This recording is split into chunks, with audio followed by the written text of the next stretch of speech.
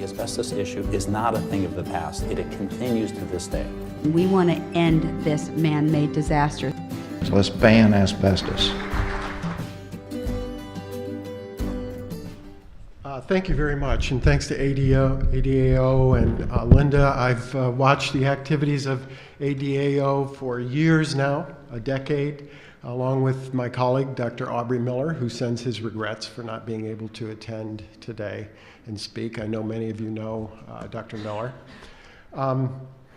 What I would like to do really is, and Dick Lemon gave me a wonderful lead-in, what I'd like to do for you over the next few minutes is really ask for your help for a couple of things that are going on. Dr. Lemon mentioned emerging economies. Both of the situations that I'm going to describe to you over the next few minutes are emerging economies that are happening actually right here in our country and causing asbestos exposure that is uncontrolled right now. So, you know, with that introduction, I'll launch into the first of the two things that I'd like to discuss with you. One is this is a gentleman who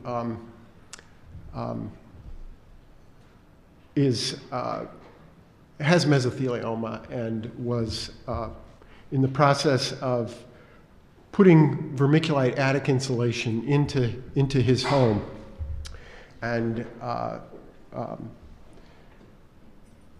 really spent only a few hours of exposure to the insulation in his home, and came down with asbestos-related disease.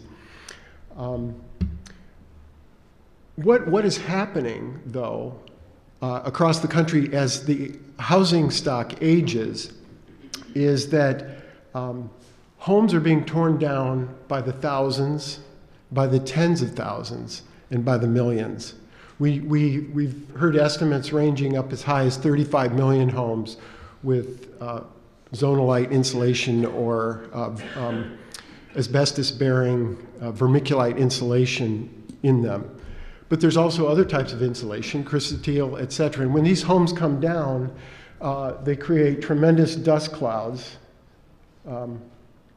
such as in this. If you go on the internet and look at home demolitions throughout the country, you'll see this is going on in Cleveland, it's going on in Detroit, it's going on in Miami, Tampa, et cetera, in the wake of the housing downturn.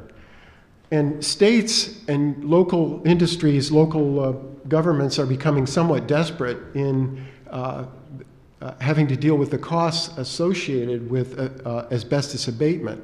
So there are all types of creative methods that are being employed to take these buildings down that are causing uncontrolled asbestos exposure.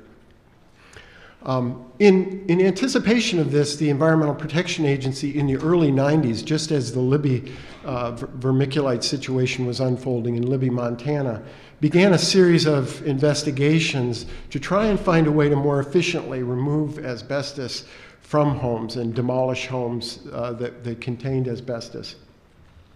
So in the early 1990s, EPA conducted tests in Texas and Arkansas looking for these more efficient ways to remove asbestos. In 2004, St. Louis adopted these emerging techniques to help them with the expansion of their runway in St. Louis. And they used these techniques to demolish a building called the Landscape Building. And it resulted in a tremendous controversy and, again, uncontrolled exposures in the vicinity of that demolition. But the test continued in 2006. An official test of the AACM, the Alternative Asbestos Control Method, as it became known, was conducted at Fort Chaffee, Arkansas. And in 2007, two more tests were conducted called the ACM 2 and 3. All of these tests, under review internally and externally, showed uncontrolled exposure to asbestos and serious technical deficiencies, particularly in the quality assurance and measurements that were made. A picture tells 1,000 words. Here are the investigators that were involved with experimenting on alternative asbestos removal activities. You can see the unique and efficient personal protection equipment that they're using, shorts and sandals. There's a picture over here of an individual with sandals on.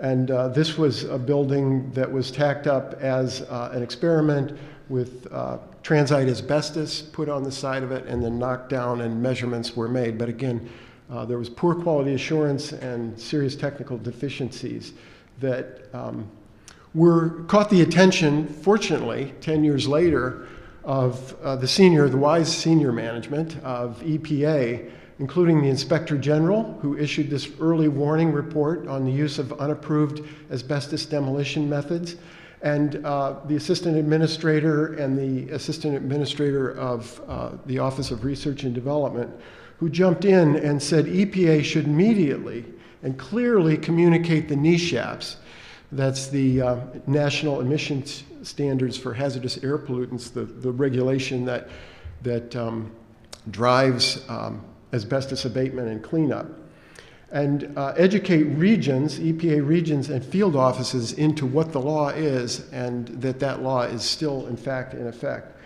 And again, management controls were put into place to assure that these experiments would not spread more widely than they did. But unfortunately, and again, driven by the economic downturn,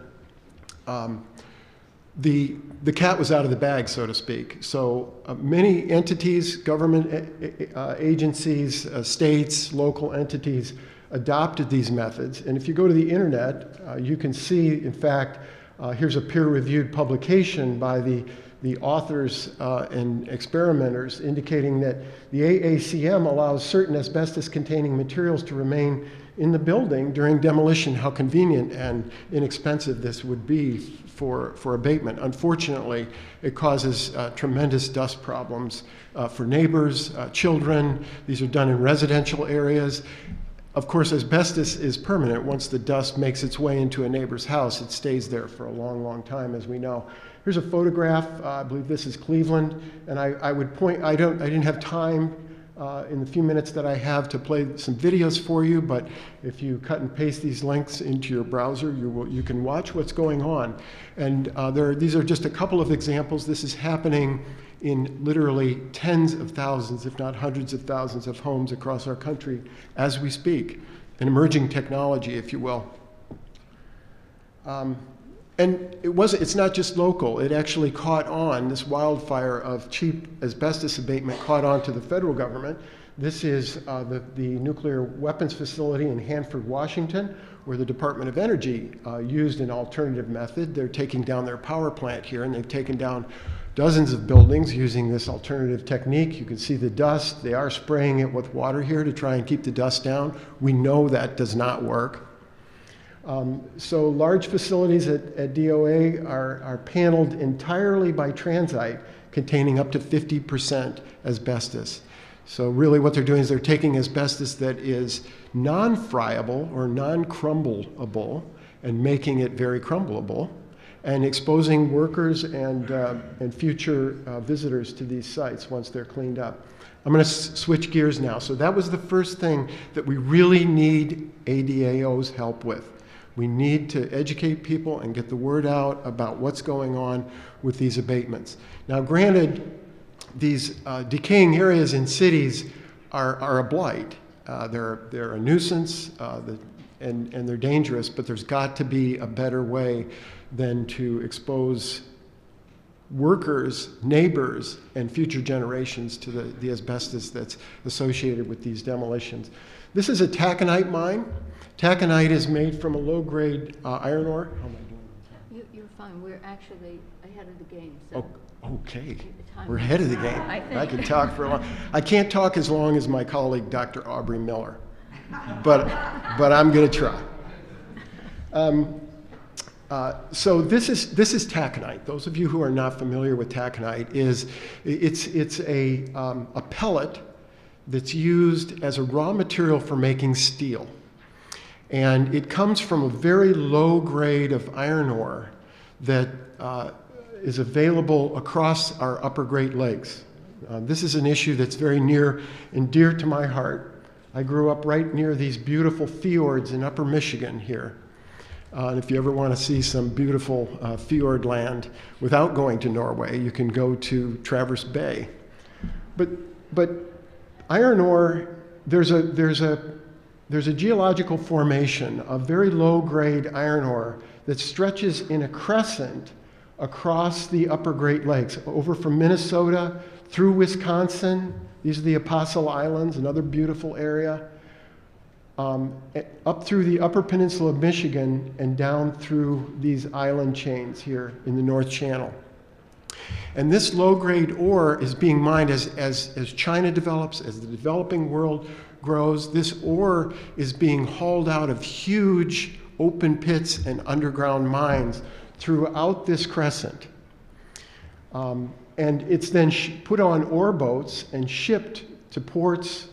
Here's Marquette, we've got Duluth, two harbors, Escanaba, and it's shipped out through the Great Lakes in these huge ore ships.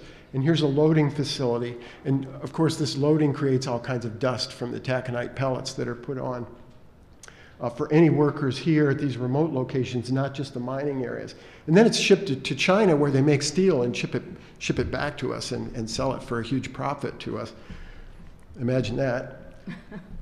This is actually a beautiful area of the United States, this crescent, which holds this low-grade ore body. Here is an outcrop of iron ore. It's red because it's iron, and on a beautiful pond in this upper Great Lakes region. It's this low-grade ore that is then turned into taconite and shipped around. So there's a tremendous controversy going on in northern Wisconsin right now. This is actually an issue that's been raging for a long time, but because it's in such a remote area of our country, it hasn't really caught the attention that it needs from ADAO and others. In fact, a few years after I graduated from high school, my colleague and dear friend, the late Dr. Phil Cook, was testifying in one of the largest environmental cases in our country, the reserve mining case that was presided over by Judge Miles Lord. That was in the early 1970s. And Phil Cook and his colleagues, Palakar and Coffin, showed unequivocally that the dust from this taconite was a powerful carcinogen. Here's just some quotes from a local paper up in northern Wisconsin. The Gojebek taconite, owned by Chris Klein. Chris Klein is a billionaire miner who has made a fortune in West Virginia with mountaintop mining and other types of mining. Purchased the mineral rights for a vast area of northwestern Wisconsin. In 2011, GTAC, the Gojebek Mining, proposed to build what will become the largest open pit ore mine in the world in northern Wisconsin, in this beautiful area up there. Governor Walker of Wisconsin signed legislation last year granting this company astonishing latitude. The new law allows the company to fill in pristine streams, et cetera. Interesting, and this was reported in the New York Times just a couple of weeks ago. Interestingly, the law that was signed into legislation was written by the mining company. Here's an individual, a guy named Tom Frintz, who's really embattled up there. Tom is a geologist that works in the area and has defined the grunerite asbestos ore that is the source of asbestos in this low-grade iron ore that makes its way into the taconite dust. And I would encourage you to. Here's another URL you can look at to learn more about what's going on up there and Dr. Tom Fritz's work up there and his colleagues who are trying to raise awareness in this area along the Great Lakes, but really, really need your help. So because of this controversy, the University of Minnesota initiated a health study up there, which is in draft final form, if not final form now, but it will be final shortly, and I would encourage you to pay very close attention to that study. But some preliminary findings show that that confirmed that in fact there's a 300% higher rate of mesothelioma on the Iron Range. This is huge. And we know that mesothelioma is just a harbinger of the many diseases that asbestos causes. So I'm going to move along here. I see the hook is coming out. This is a this is a 45-year-old woman who was exposed to secondary dust, not primary dust, but her grandfather was a miner on the Iron Range, and she is suffering from Plural Disease. And this was published in a paper by Mike Harbut, Carmen Endres, myself, Harvey Pass, and others regarding this issue. Here, there's a website I'd encourage you to go to. Interestingly, what Minnesota has found, what the University of Minnesota has found, is that 17% of those screened had evidence of pleural abnormalities. You've seen this number before. It's very similar to what we saw in Libby, Montana. So that's it. I'll leave you with that summary and encourage you to look into what's going on across the Iron Range. And thank you very much.